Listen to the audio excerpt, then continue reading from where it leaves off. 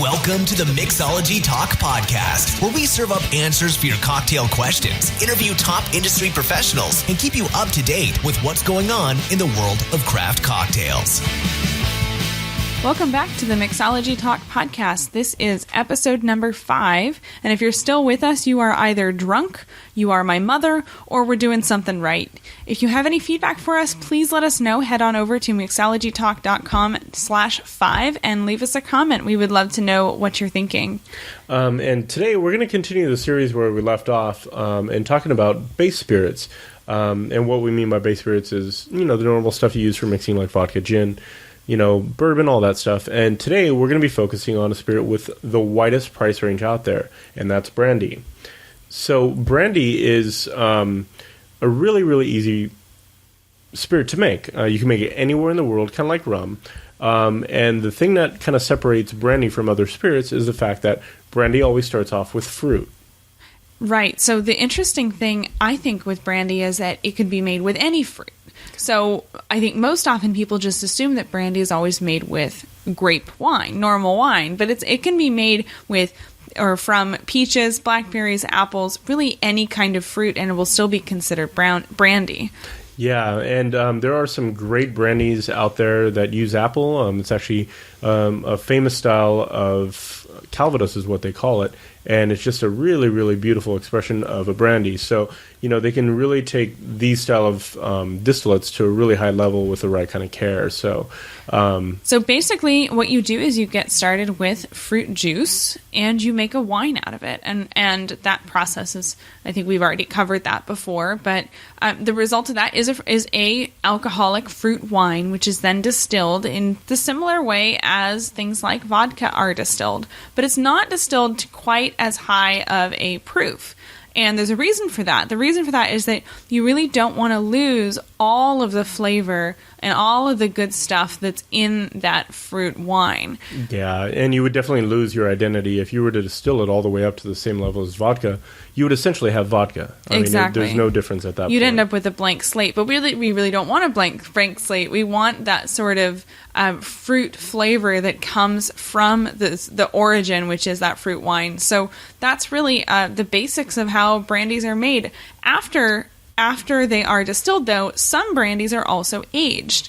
And the aging is one of the ways that you can tell the difference between different kinds of brandy. So what are the common types of brandy? So, brandies can be made, like we mentioned earlier, anywhere in the world, and they're just going to be classified as brandies.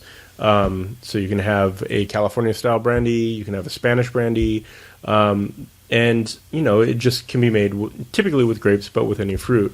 There are also other styles of brandy that are regionally based. For example, Pisco is a regionally based brandy made in either Peru or Chile. And each one has their own kind of certain restrictions as far as the grapes you can use.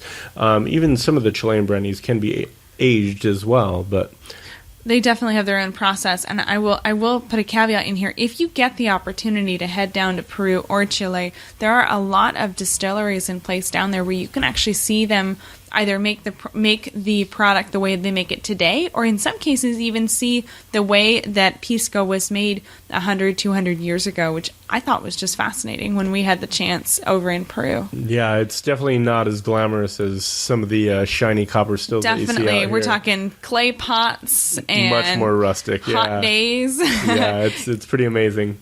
And this brings us up to another kind of the pinnacle of brandy production, and that is cognac. So cognac is actually a type of brandy, but it is made and produced in the Cognac region of France. Very similar to like how champagne is made and classified. Is cognac always made with grapes? Cognac is always made with grapes. I believe there's 16 different grapes that you could use and classified as to be considered cognac. Don't worry, we won't make you list them. Oh no, I couldn't get past more than 10 of them. Yeah, Just right. kidding. But since it is a French-based product and it's something that the French make for you to ingest, there is a lot of restrictions on it to ensure quality. So you see this with their cheese-making programs. You see this definitely with their wine. And it should not be any surprise that you see this in their cognac as well. Exactly. So you do see a lot of restrictions and rules around what can and cannot be called cognac and some designations of cognac. But I will say one thing, and that is it is really beneficial for the consumer because they know what they're getting into. So when you see a cognac that is listed as a designation, like, for example, we'll talk about in a minute, XO, which means it's been aged for at least 6 years, and it's got a price to match, you know why that price is that high. Yeah, it's definitely a way to ensure quality and consistency for the consumer. So the rules are in place for a really, really good reason. So yeah, like we mentioned, cognac has some certain age designations, and we'll go ahead and go through those real quick. So VS is kind of their entry-level cognac, and each one of the letters actually stands for something different. So VS actually stands for very special. So the very special style of cognac is always aged for a minimum of 2 years. Typically, the distillates in there are much older than 2 years, but by French law, the youngest distillate has to be at least 2 years old. So is there a designation for NPS? Not particularly special? No, actually, I think that's right out of the still. Right out of the still? Yeah, and it's served in the distiller's hand. I love me some NPS cognac. If you ever find any of that in the market, let me know. Ship it to us, right. And then the next tier up is the age designation of VSOP, and that stands for Very Special Old Pale. So this tends to be a little bit drier, not so sweet. And the minimum age of this is 4 years old. So the youngest distillate in that mix has to be at least 4 years old. Once again, typically it's much older than that, but by French law, it has to be at least 4 years old. And the oldest designation is called XO. What does XO stand for? Excellent old. Well, shouldn't it be EO? Actually, let me double check that because it could be extraordinary.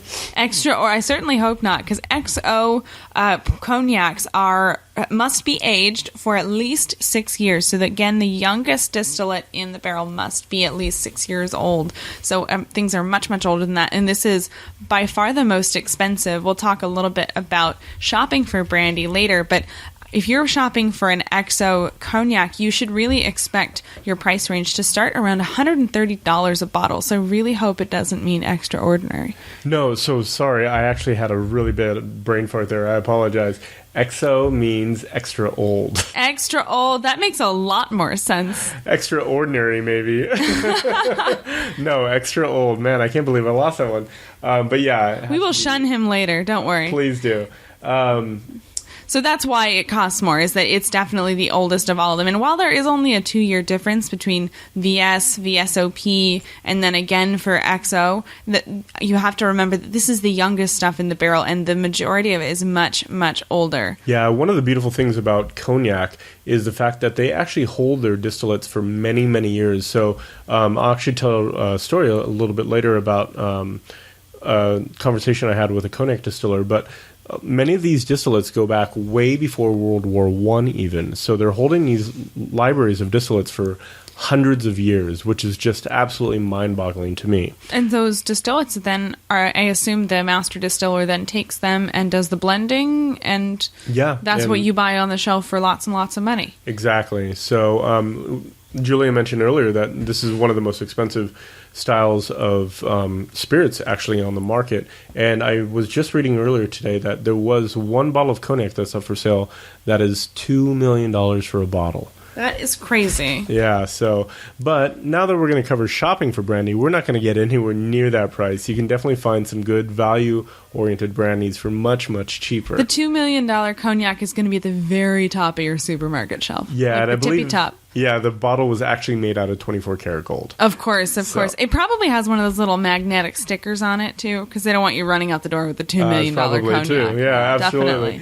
Definitely. So yeah, when you're shopping for brandy, just like with any spirit, just like with most spirits, you get kind of what you pay for. So for brandy, you can buy just a California brandy or Spanish brandy that's really decent for around $15. You don't need to spend a lot of money on it, but $15 will make you great for mixing cocktails. And these are these 750 mils? Or Yeah, They are. Okay, they're definitely different shapes than you see with other types of spirits. I love the different shapes of bottles that come with the different types. There's I'm working a whole on memorizing marketing them behind all of those shapes too. It's pretty amazing. So brandy bottles tend to have more of a bell shape at the bottom, and a more slender neck. Yeah, many of them actually resemble wine bottles. So like Remy Martin looks like good a to wine know. bottle. Yeah. So I was totally wrong. No, but like Hennessy has a little bit more of a squat bottle to it. So just really interesting bottle design. It's a whole different market completely, which I find absolutely fascinating. But yeah, you can buy a bottle of Corbel California VSOP brandy for around $15. It makes a really damn good brandy. Now, if you want to buy a VS Cognac, you can get it for a little bit more money. Probably going to start to spend around $20 for a VS style Cognac.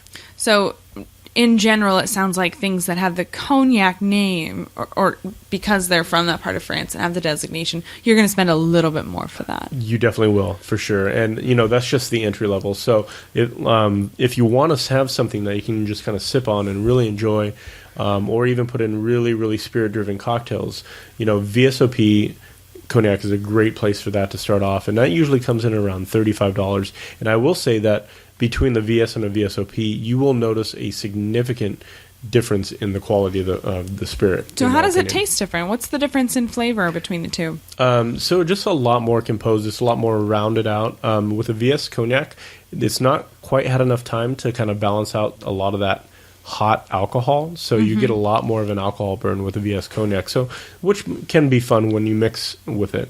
Right. But plan accordingly. Yeah, exactly. For savoring and sipping on something, you want something that doesn't have those rough edges to it. So a VSOP Cognac would definitely be a great place to start at. And if you want a really nice treat, the XOs are just absolutely amazing and very, very sippable and just great to have on their own, and no need to put Coke in it.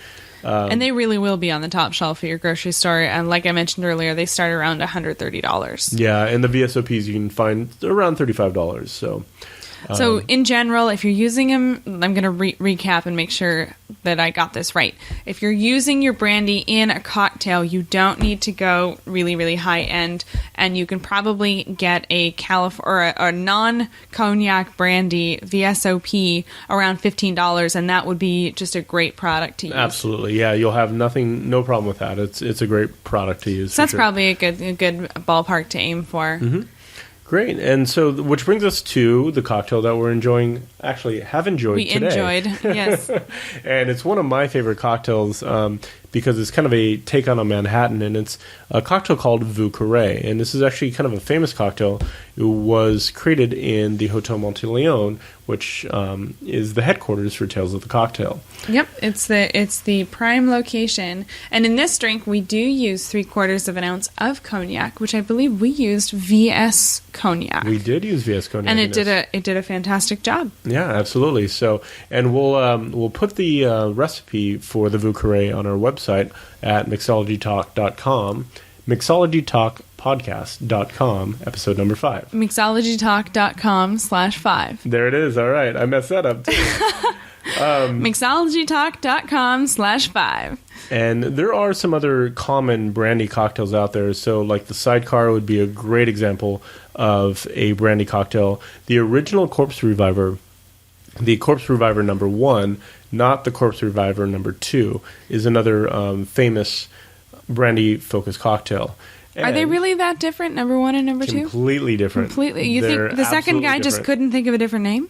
I think he's probably the same guy. Well, I read somewhere that the Corpse Reviver number 1 was first documented in 1871. Yeah, it's a very, very old and classic cocktail. Which cracks me up because it was way before zombie movies were even popular, and they were talking about reviving corpses. I think they started it. Yeah, they did. Yeah, that was the original hipster zombie cocktail. The OG zombie, right? And then the last, one of the most famous cocktails coming out of Peru is the Pisco Sour. And if you haven't had one, I definitely recommend getting one. Absolutely. And that's Peru and Chile. Be careful. Oh, that's right. See, be careful. I stirred the pot up a little bit. There's a big rivalry between Peruvian and Chilean Pisco. I personally love them both. But be careful. If you're in Chilean company, I recommend you talk about Chilean Pisco and vice versa. Yep, absolutely. So that's it. Once again, you can find our summary at mixologytalk.com, episode number 5, at mixologytalk.com/5. And next week, we are going to be putting the last piece in our mini-series on common bar spirits. So there's one big common spirit we haven't talked about yet, and I'm not going to tell you what it is. Ooh, I'm excited. I don't think I know what it is. Yeah, you do. So until then, I hope you guys have a great day, and we'll see you next time. We'll see you next time, guys. Thanks. Cheers. Never miss an episode by subscribing in iTunes or YouTube. And as always, check out the show notes by clicking on the right.